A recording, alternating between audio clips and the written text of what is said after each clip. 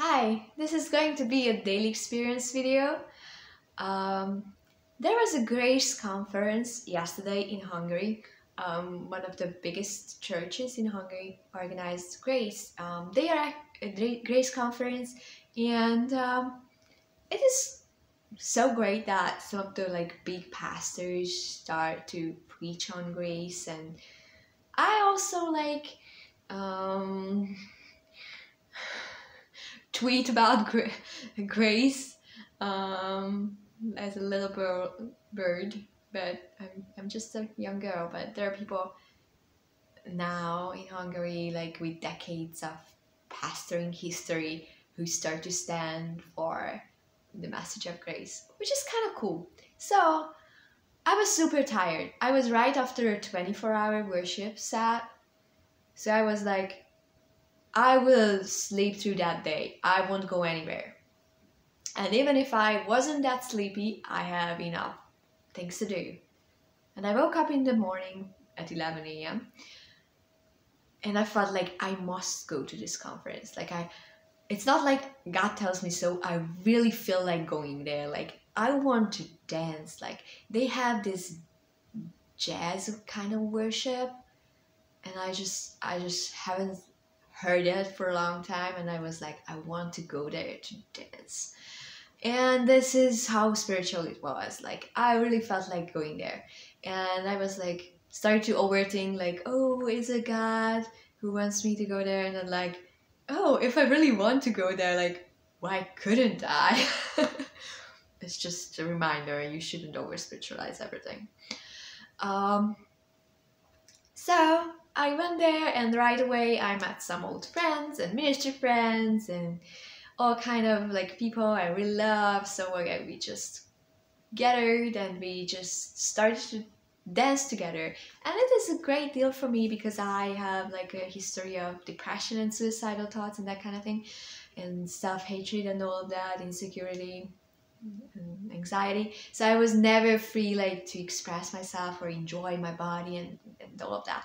And I really love the fact that I'm able to dance, and I'm able to not be anxious about what people think and all of that. So I just love that, the music, and I was just giving myself to it.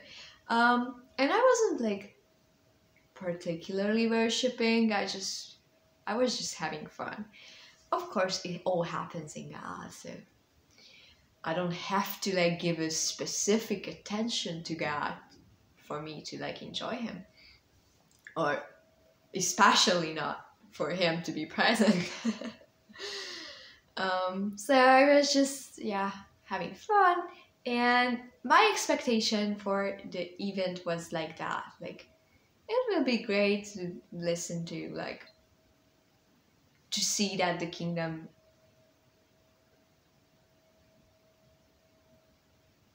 how things are advancing in the kingdom in Hungary. So it's just it was just it will be fun to see, and I'm gonna enjoy myself, and that's it. But I didn't remember that I was so open to God by that time. It was the third day that I spent straight with God, that I was so sensitive to Him. I wasn't really aware of it. I had zero expectations. Worship was great. I loved the preachers that they were preaching about grace. Sometimes it is not as powerful, sometimes it is. So grace folks are they are a whole spectrum. I think in the US as well, but in Hungary as well. But it was lovely. And they had a large worship set even after the preaching, and that's what I want to talk about. I heard my favorite old-time my teenage years first encounter with that kind of worship song. So I got lost. And I felt like, okay, now God's gonna take me somewhere. And it happened. Um, I'm absolutely able to be aware of the earthly things and have a vision at the same time. Um, so yeah, I felt like heaven is a large platform, like a large um,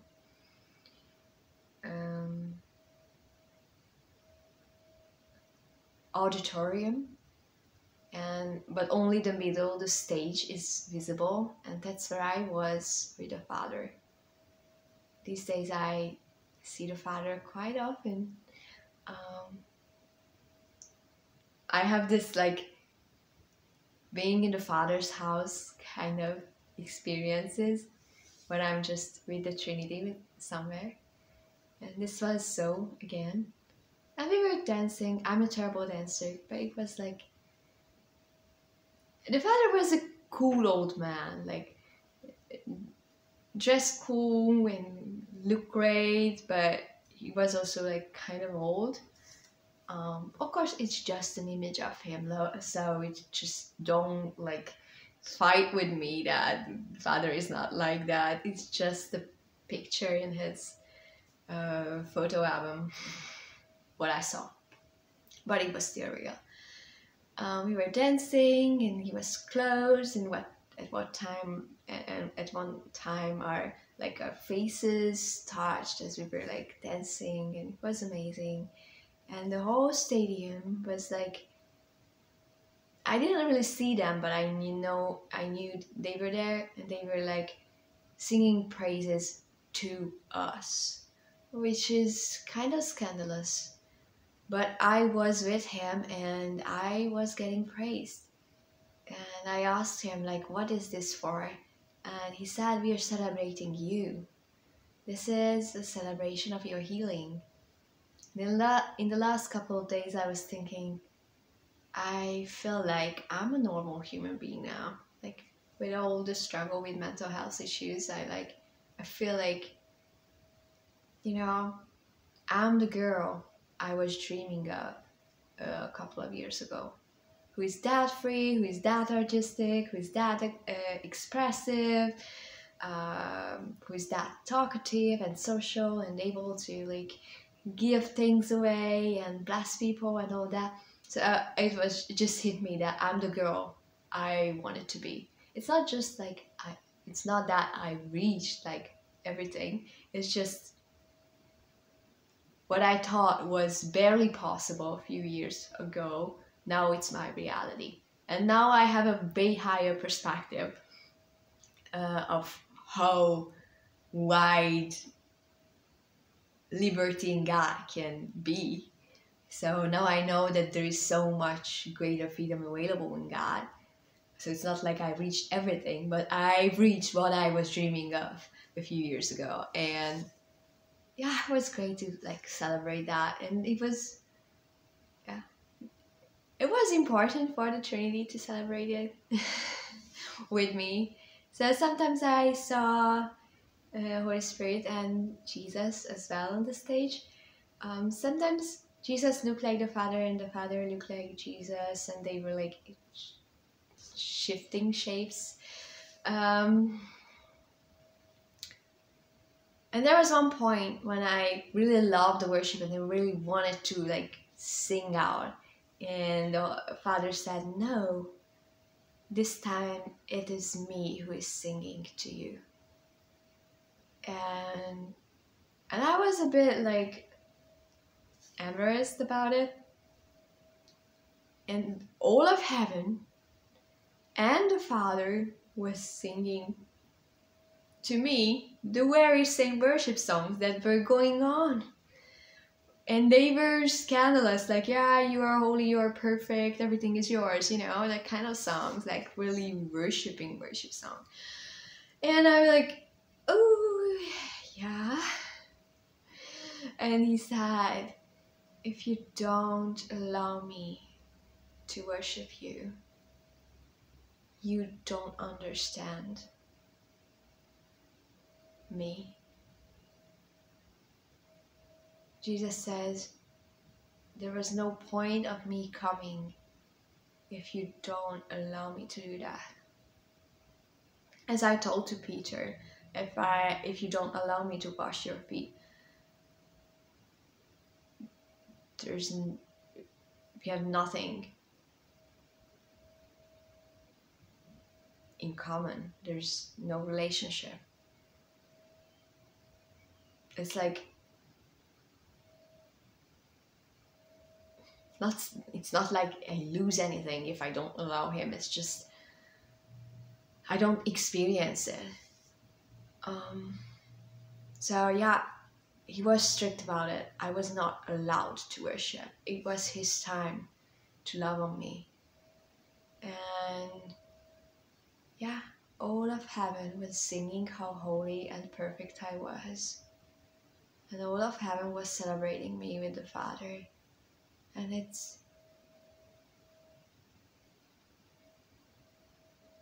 And yeah, it is actually the most humble thing you can do to receive God's celebration.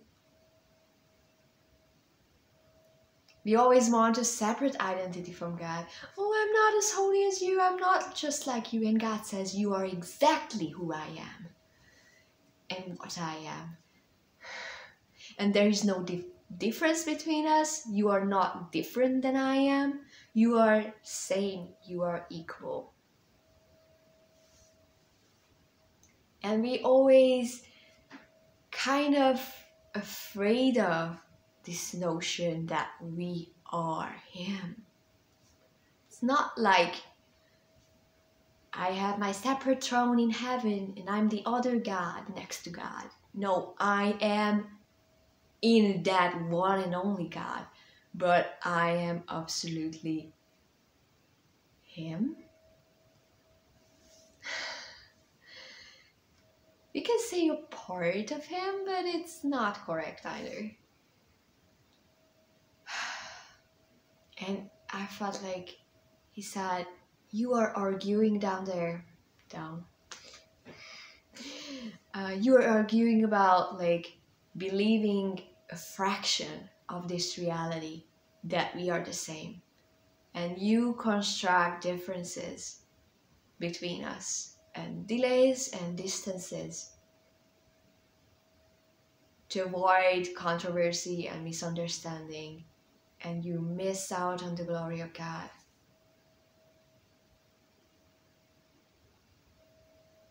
You miss out on the glory of who you actually are. And that, you know, like Jesus prayed that we might be just as one with the Father as he is. And we always create the distance. We are a little bit like Jesus, or mostly like Jesus, kind of like Jesus. But Jesus said, the Father definitely answered Jesus' prayer. And Jesus prayed that the same way we are one, they might be also one. If we take this seriously, it means that you are just as God as Jesus is. And we are so afraid of it because it allows a lot of space for misunderstandings. But actually, if it is not misunderstandable, we are cutting off on the truth. You're not a separate God, but you are him. You are in him. You are part of him. And we are afraid of it because we think people will behave terribly, as we have seen it. But people are already behaving terribly if they believe that they are just like God. But every time I behave terribly is because I don't remember that I'm just like him.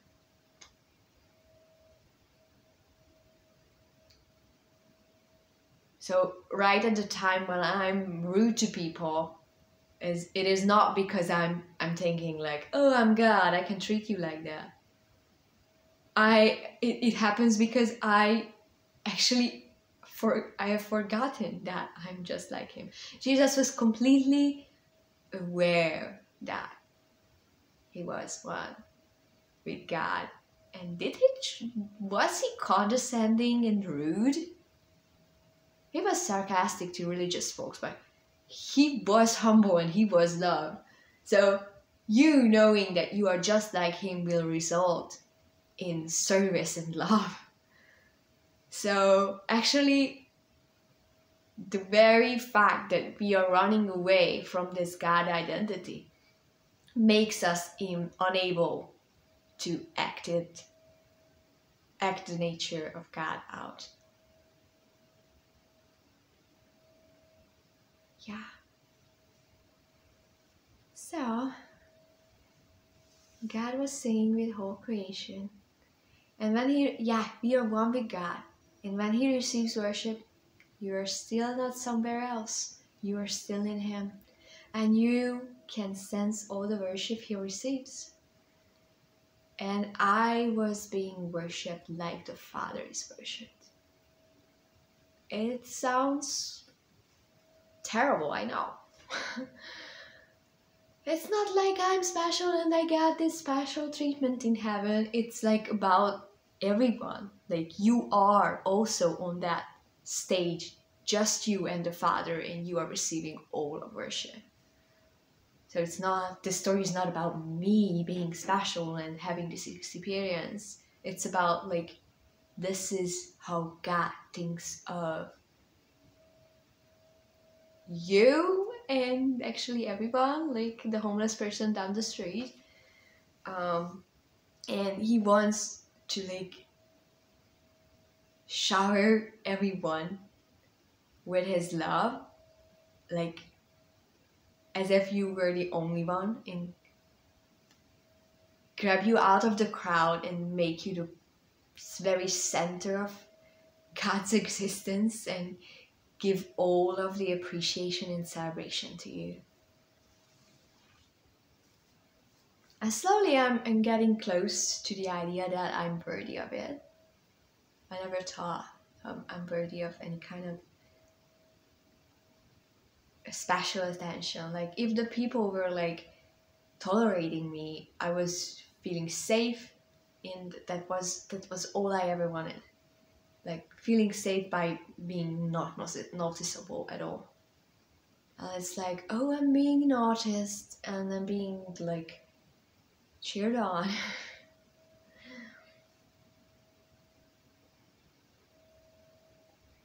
And the fun part, my body was sometimes shaking, sometimes crying, sometimes like went to sleep, like I couldn't even move at times.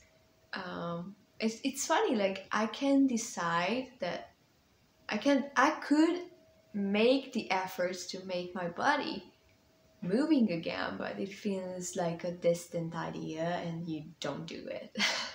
So it's not like God paralyzes me. It's just my experience. But it's like I still feel that I could come back if I really wanted to.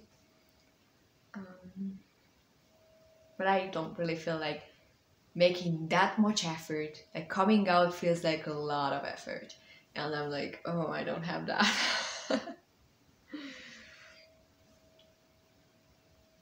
So yeah, this being one with God is like scandalous because we are afraid that we might be arrogant if we fully believe it, if we would like use this power like in a wrong way. We wouldn't acting out all this power according to God's nature, and probably there is this risk in that. I don't know, but I think some of us has to take that risk. Let us convince God. Let allow ourselves that God might convince us. that we are just like him, that we are him. And and and see what happens. God told me, like, if you ever start to behaving terrible because you believe too much about yourself, I'm the first one to tell you, like, you can take a risk of believing me. I'm gonna be still there, and I'm gonna be able to tell you if you went too far. And I actually would like to ask you to go as far as possible with the idea that you are me. And let's see what happens. So the service was over. All the worship songs, the soft things that were like really, they were the background of my experience with God. Like, I was still hearing those songs, and actually those were the songs the Father was singing to me, and it was amazing. Like, heaven and earth happens at the same time.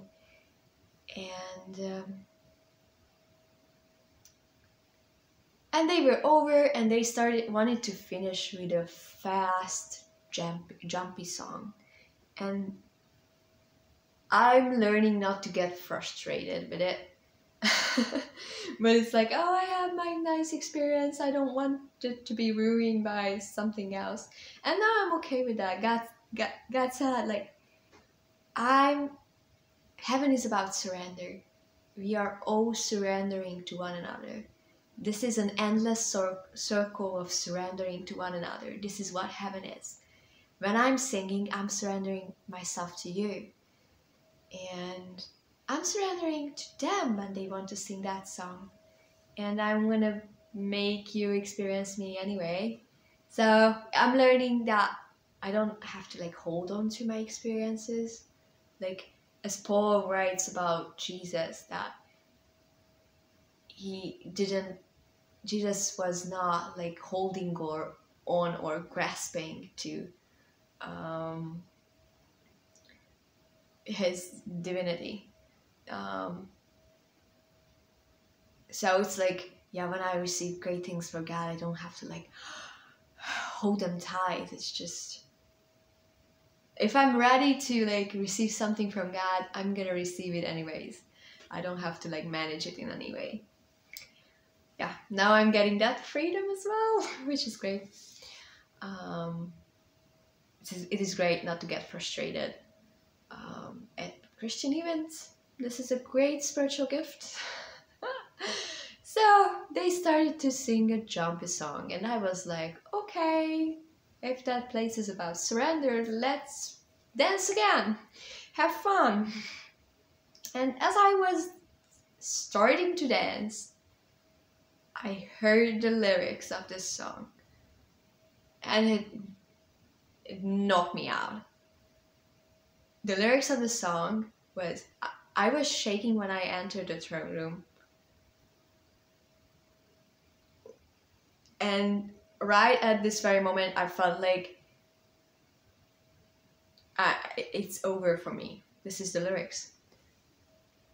My body got weak, and my knees bent down. Bent down? My knees bent. I fell on my face, and I was just worshipping him. And this is the lyrics. Like, it is based on John's vision. And the chorus is that I have seen him face to face in heaven. And I was like, you think it's a joke? You think it's a fun, like, cover of John's vision? Like, it is very much real to me. And I tried to dance, but I, like, there is this kind of bowing to God when you don't have an intention to bow down. You just slowly collapse under the weight of God's glory. This is what was going on. And yeah, I was lost. I think I was scandalous. I tried these days I try not to make my interior experiences too much expressive on the outside, like this shaking or like the weird things. I don't try to make it, I try to make it like less weird and less annoying for others. um I think I've never been like very annoying, or like I wasn't like pushing them or hyping them ever, but I try to be sensitive about it and also not like suppressing it at the same time. Um, so like sometimes there is a choice of like make it blossom in the inside or make it blossom in the outside, and there is a way of like choosing make it be more expressed in the inside. I don't know. I don't have like teaching about that. Okay, it's just my very subjective experience. Yeah. So yeah, I was lost. I've seen him, and this was the course over and over again. Um, so it was hard for me to go home. But now I'm okay with it. Like, okay, let's get back from heaven. Like, yeah, the service is over. I can. I'm not no not really like frustrated with it anymore. I'm so happy with it. I used to be the kind of person who like spent the whole evening on the floor, and the cleaner lady left the room earlier than I did. Now I'm like, yeah, it's okay. Everything is okay. Um, I missed the bus. I was a bit sad, and I realized that I have to walk over the over the Danube on a bridge in Budapest. That's where I live. And I have another little date with Jesus, and then I went home and I had an amazing dinner, and I was like, oh, I'm already in heaven.